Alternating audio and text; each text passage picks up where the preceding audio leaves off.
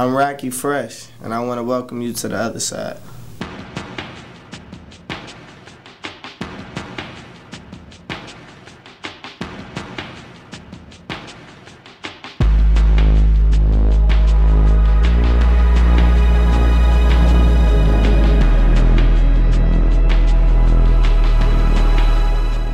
Hey, run it back real quick. Run it back.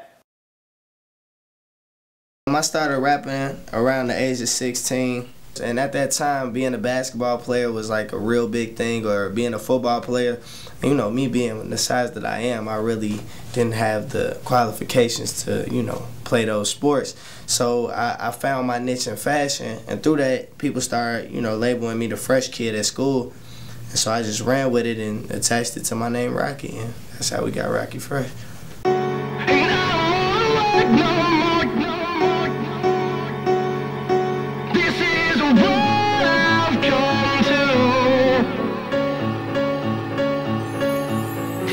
Colder with these flows, man, I hope they feel the breeze. And I know I'm not a guy, but women, come on, bend their knees. Anytime you going hard. Well, for me, like, making this mixtape was a real exciting experience. I mean, it was definitely hard, but at the same time, I had always had the longing to be musical. It's just with my first project, I really didn't have the resources to do it. Through that project, I was blessed to have the cartoons. I met with them, and we sat down and we worked out the business for it. And there's just like two really musical dudes, and I mean, they really pushed me to another level musically. Put me on the, and I be going for the hat trick. That shit, why a nigga rockin' like a caveman. So they quick to give me props like a stage man. I'm not a butler, but I'm certainly a made man. Since I started winning, I wanna know my game plan. LPZ, which is one of the members of the cartoons, he had produced one record off my last mixtape, which was Feeling Good. And we had met after I had put out like 3 songs off of that project. And me and him just linked up. He gave me the beat for free just out of respect for what I was doing. And so that was the first time we linked up. And then he introduced me to Gift, and the rest was history.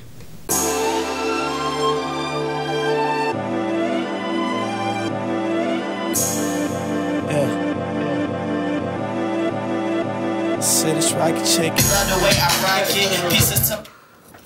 Yo, I need you to hit that verse one more time, man. You got it though, alright? The cat. Twisting up a blood, thinking about my next dollar. Digging in the game, trying to get some money out of. Right now, so many hoes, I don't know who to pick. And they ain't even going off what I got, but they see what I'm about to get. Doing it like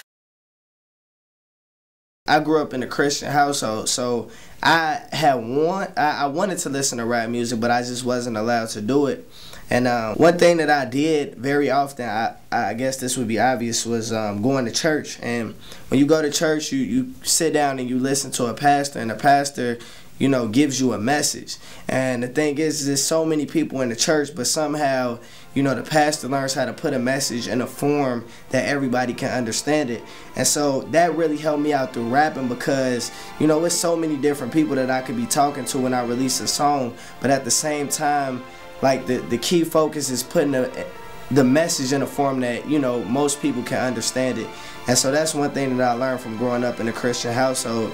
My back is to the basics, and my niggas still waiting on their payments, and I told them that I got it, but to get it, how far? Have a comb, I looked at all like Drake, all the weed I blown. I used to smell like polo, but now Kush is my cologne. In the same house I grew up in, but the fathers stay from home in my mind. Since I've been out here on my grind, I've been trying to find the time to rewind and go back to the place that I was at before I found you and before I found rap. Since I got it, I'm feeling something different in me. Women wanna fuck me. Well, the process of making the album, making songs with the cartoons, we really worked together as a team. The cartoons had their own studio, and what I would do is I would come to their studio, and we would just, you know, have regular discussions, you know, manly discussions about certain things, certain issues that we were going through or whatever. And then I would, you know, then my brain would get to work, and then I would want to come up with certain records, and then I would tell the cartoons, you know, what type of sound that I wanted, and they'll start making beats, and you know, we'll all feed off each other's energy and all off of each other's creativity, and just begin creating records. And some of the records are samples, such as the song Time on my mixtape. That's one of my favorite Mr. Hudson records, and I took that to the cartoons and just told them that I wanted, you know, them to sample it so I can rap on it. So some stuff worked like that, but a lot of the records were mainly just us sitting down in the studio and just, you know, being blessed to be able to create the records from scratch.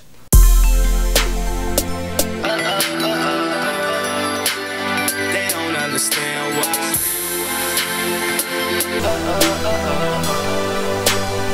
It's like you can have it all, and niggas wouldn't get you. They see what you become with no idea of what you've been through. A lot of people faking, it really becomes an issue when you gone. They saying fuck you when you won't, they fucking with you. Man, I just don't understand, but I do me. I can't do it any bigger, getting pampered by these women while I'm shitting on these niggas. This is just what I would figure. This is just I'm Rockie Fresh, and I want to welcome you to the other side. You bound to get respect, but you gon' find a problem when you find success. The ones that used to hate you feel like they know you the best. Man, I wish I had've known that it would come with all the stress. Would've smoked a little more, maybe cared a little less, but I'm already in it. I plan to be here long. These niggas say they got me, but I know they'll do me wrong. They wanna knock me off to see me die, they always try, but I will never fall, and they don't understand why.